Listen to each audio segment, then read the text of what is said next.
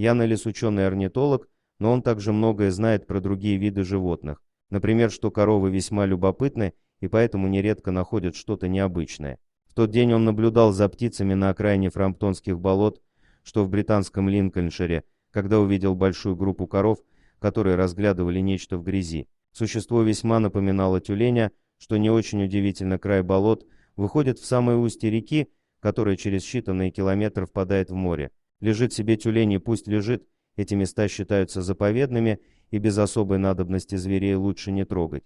Но потом он понял, что коровы бы не стали проявлять столько внимания к обычному тюленю, с которыми они наверняка знакомы в этой местности. Он настроил свой бинокль, вгляделся и понял, что это совсем маленький тюлень. Вероятно, бедолага попал в реку с приливом, его занесло на болото, а когда вода ушла, он оказался в непролазной грязи. Хорошо коровам, у них высокие ноги, а с его ластами что тут делать? Ученый сообщил о малютке спасателям, и вскоре те доставили его в ветеринарную лечебницу. Там установили, что кроха новорожденная, она появилась на свет каких-то 5 дней назад и осиротела, из-за чего уже успела оголодать и получить обезвоживание. Вдобавок ушибы и ссадины, но это не коровы виноваты, они как раз очень аккуратно обращались с малюткой, но без помощи людей ее шансы на выживание равнялись нулю. Потом врачи нашли еще и легочную инфекцию, и работа закипела. Для новорожденного тюленя сделали смесь с очень высоким содержанием жира, как в материнском молоке этих млекопитающих.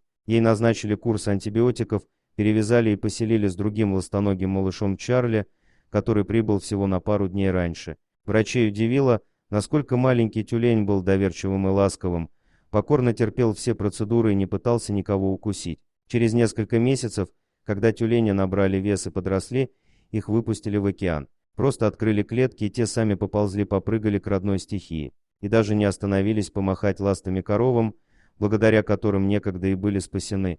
Что поделать, нелегко быть героем в нашем мире. Дорогие друзья, если вам понравилось видео, поставьте лайк, а также подписывайтесь на канал, где найдете еще много интересного.